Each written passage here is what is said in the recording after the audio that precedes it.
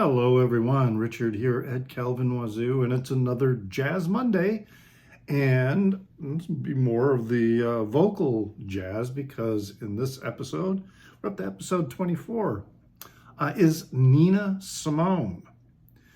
And for a long time, my only Nina Simone was this particular CD here, The Best of Nina Simone. This is a compilation of her Colpix years with Colpix Records. And there are certainly a lot of great songs on here.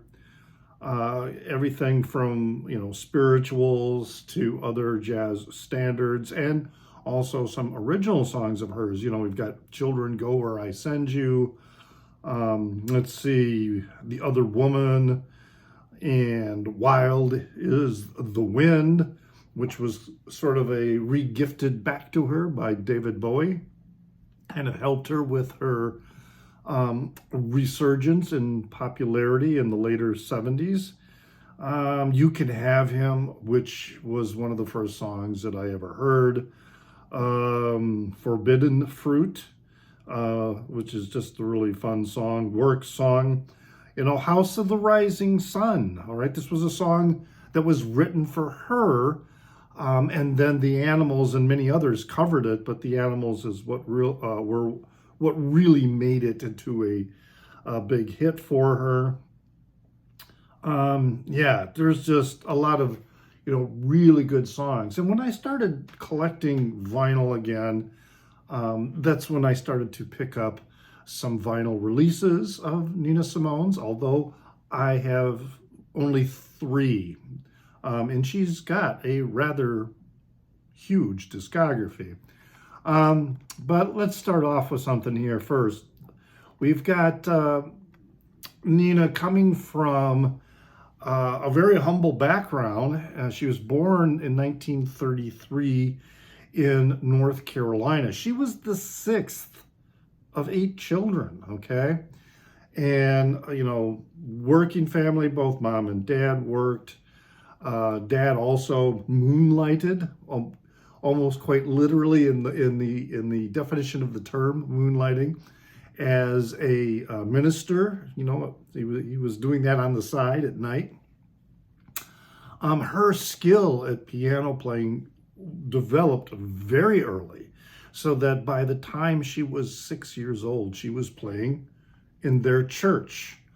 And then as she became a young teenager, she blossomed even more. Now, one of the jobs that Nina Simone's mother had, she was a part-time housemaid.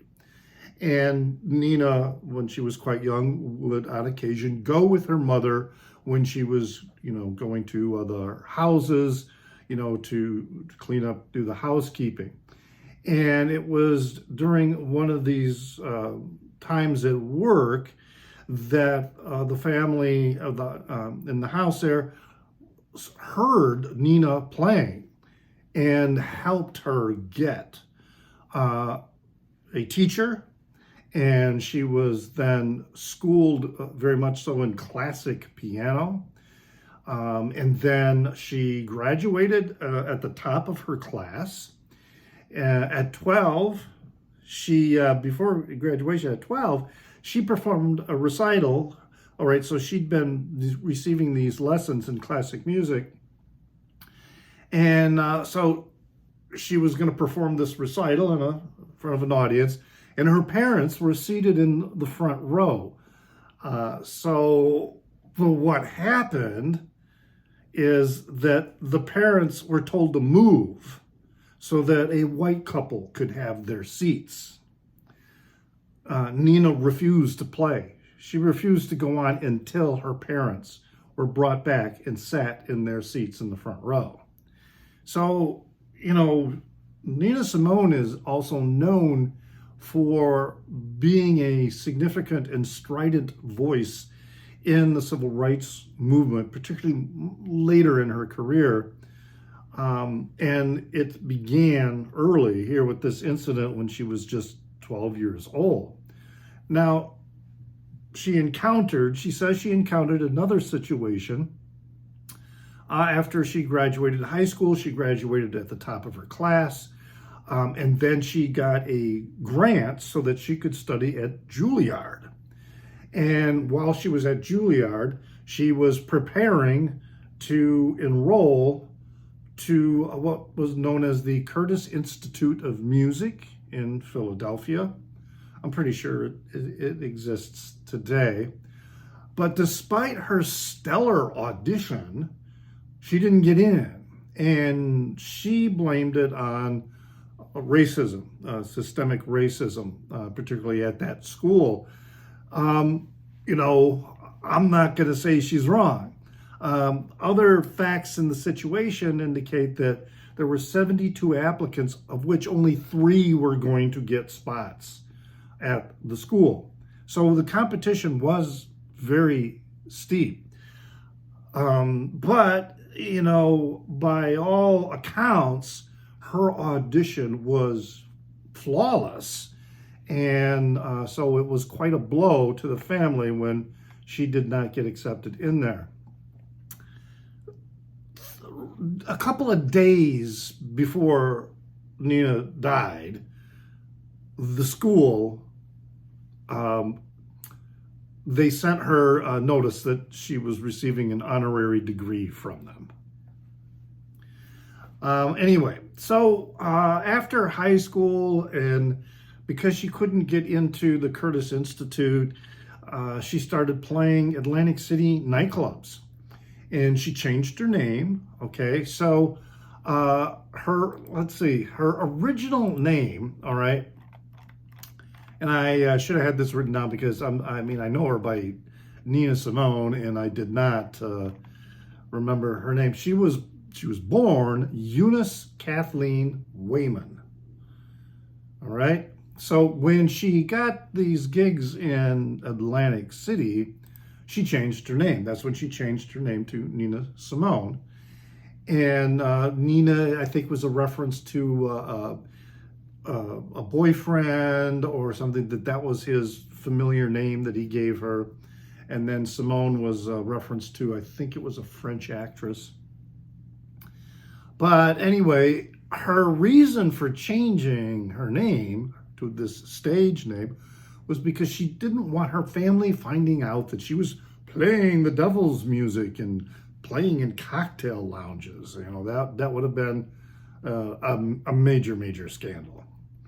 Also interesting, up until that point, she was a pianist. She was not a singer. It was at this first job that the requirement was forced upon her that she needed to sing. And wow, she definitely stood up to the task, and she became, you know, quite known, not just because of her piano playing, but also because of her singing and her very distinctive voice. She, you know, like many artists at the time, she had some issues with the record companies. She was with Bethlehem Records, and when she signed on to them, then she found out too late that they had reassigned all her royalties to the record company. So, and that turned into quite a tidy sum. So by the 1980s, the royalties that she could have received but did not had exceeded $1 million. She then moved to Colpix Records, and they gave her complete artistic control. By 1964, the civil rights movement was really beginning to influence her, and she was quite the radical. In fact, she tended to align initially more with Malcolm X, who for a while was a neighbor of hers, than she did with Martin Luther King. She advocated for violent overthrow and for secession, and which was initially, you know, the stand that Malcolm X. But she did sort of soften a little bit, you know, later, and particularly up to Martin Luther King, which also Malcolm X did after he realized that that he came to the conclusion that the Nation of Islam was really not interested in many of the altruistic things for which its leaders were saying. And I just don't want to get into a lot of politics about that, but it turned Malcolm X into a pariah as far as the Nation of Islam went. But anyway, she believed, when she started writing stronger, more civil rights oriented songs such as Mississippi Goddamn, she believed that the record companies were going out of their way to punish her. At this time, and I didn't know this was happening, but also about this time, there were issues developing with Nina that are both psychological and emotional in nature. She had her first husband that she divorced. She regretted marrying him. I'm not exactly sure in the details on that. Her second husband, who also became her manager, turned out to be abusive, both psychologically and physically. And she sort of, by the mid-70s, she became a wreck in many respects because, of the abuse that both her first and second husband, I'm presuming her first husband, I'm not clear on the details, but clearly from, her second husband. And then she also then, as the cycle of domestic abuse works, she became abusive to her daughter, which created all kinds of problems. She had episodes of being violent. She fired a gun many times at other people, saying later that she intended to kill them. It really quite wild issues going on there. And then it became evident, not until, much later in the early 2000s, I think, that starting since about the mid-1960s, she was taking an antipsychotic. So she was receiving medication for a bipolar disorder. And then also, I guess, members of her family had to sneak the medication into her food because at times she would not take it, which is not an uncommon behavior with people who are suffering from severe mental illness. They don't take their meds. This might explain some of the very fragmented behavior that she engaged at times. And also, when her career kind of started to fall apart in the 1970s, it was revived in part, not solely, but in part because of David Bowie's cover of Wild is the Wind, which was on the Station to Station album. And of course, Bowie at that time was deep in the throes of his cocaine addiction. Don't Let Me Be Misunderstood was a song written for her that the Animals made famous. I said that already. It was interesting, despite all the praise and the recognition, the positive recognition that she was getting, good old Robert Christgau, really disliked her. I mean, he dismissed her as a middle brow keyboard tickler. And he talked about her histrionic roles and that she would insert unconvincing emotion into a song. I mean, when I listen to Nina Simone sing, I don't think the emotion that she expresses in these songs is unconvincing. I believe it is very real and palpable. But he also attributed this generally negative, Christgau did, this generally negative attitude that he had towards Simone as being consistent with her seriousness of manner, I guess that turned him off.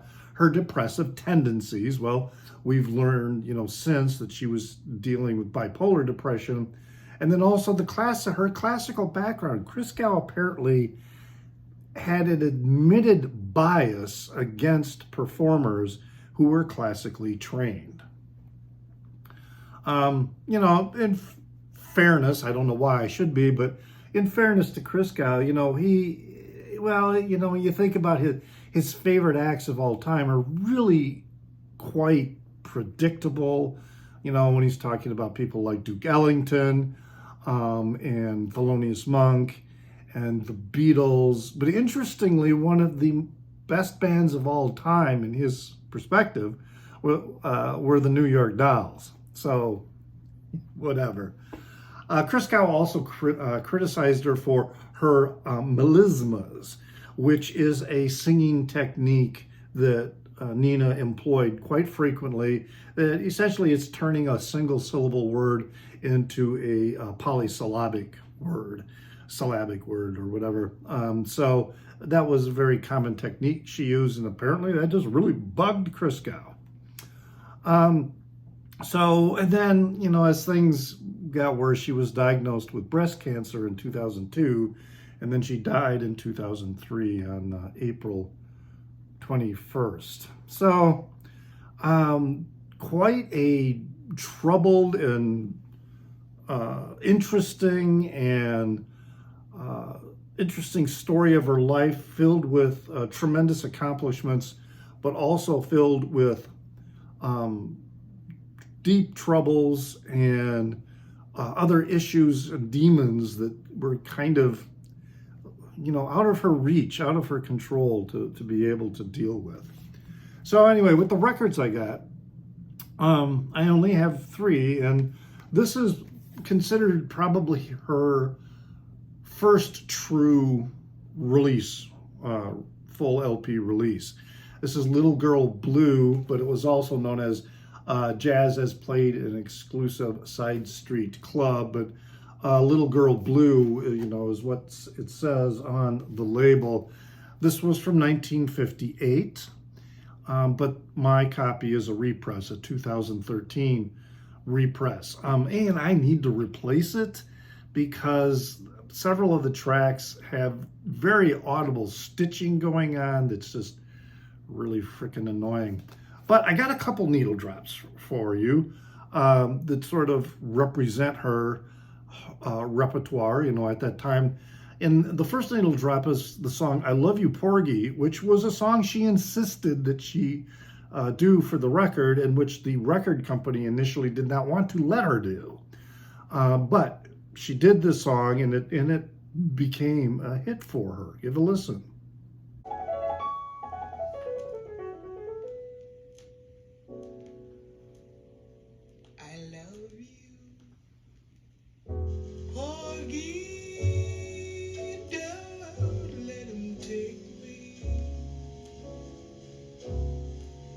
Don't let him handle me and drive me mad. If you can keep me, I wanna stay with you forever, and I'll be glad. Yes, I love you, Porgy. Don't let him take me. Don't let him handle me with his hot hands. If you can keep me, I want to stay here with you forever. I've got my man.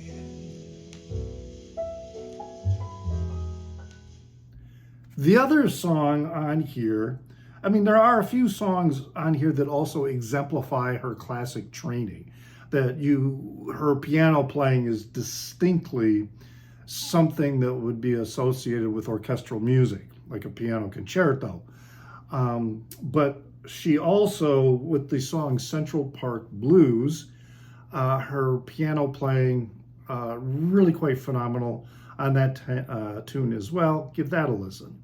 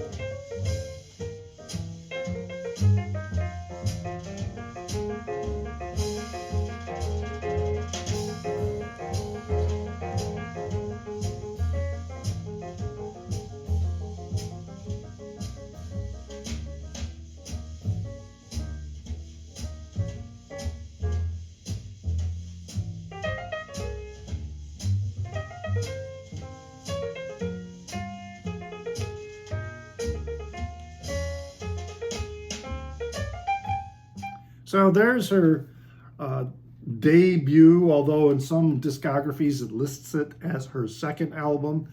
But for all practical purposes, this was her first LP. Now the next two records I have were actually gifted to me by my sister, an older sister, who, when she gave me these records, she talked about how she used to see Nina Simone live in these little clubs, that had little tables, and, you would be right up by the stage, and I'm sitting there thinking, wow, what an amazing experience that would have been. And one of the records, this is an OG mono copy of Nina's Choice from 1963.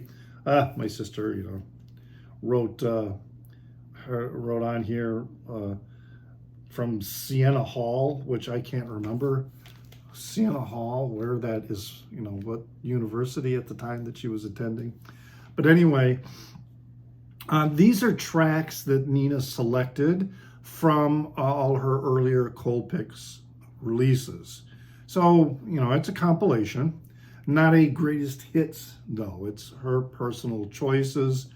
Her interpretation here of Cotton Eye Joe is like really slowed down and very, very soulful.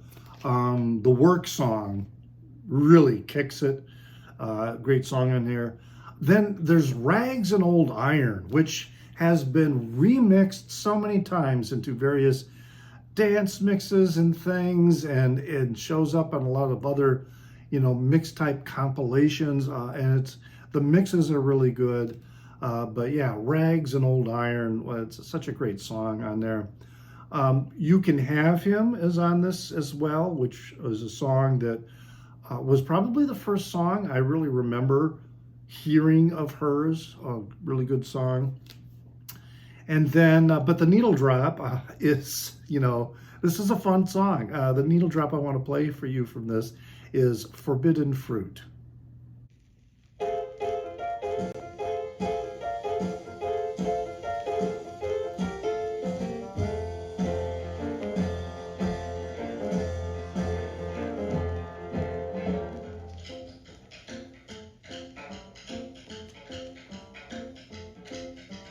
Eve and Adam had a garden. Everything was great. Till one day a boy says, "Pardon, miss, my name is Snake. See that apple over yonder?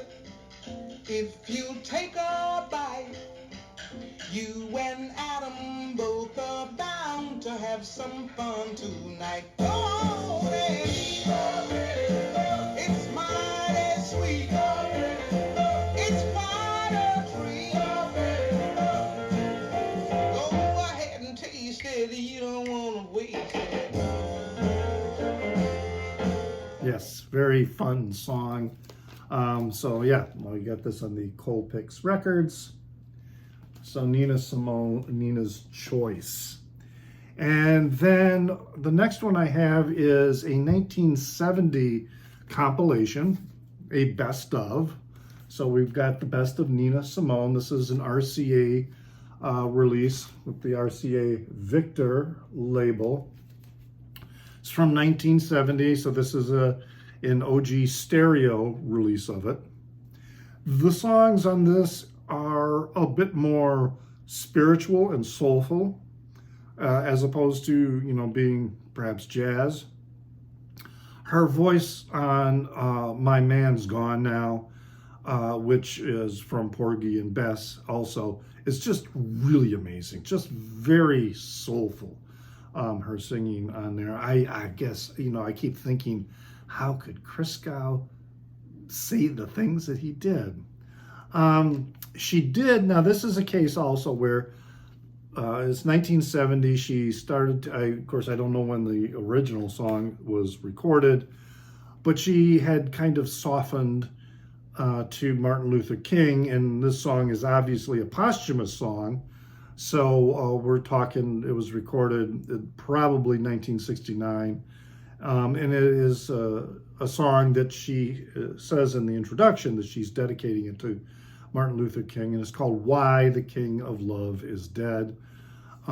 So yeah, she had sort of, and because she was kind of aligned with Malcolm X, Malcolm X had also sort of drifted to becoming more of an ally and sympathetic to Martin Luther King and his objectives, so she may have been kind of following that as well.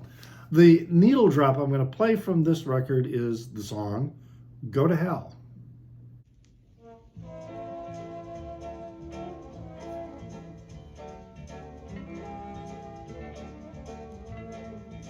Now if your mind lies in the devil's workshop, and evil doing's your thrill, and trouble and mischief is all you live for, you know done well, and that you go to hell, you go to hell.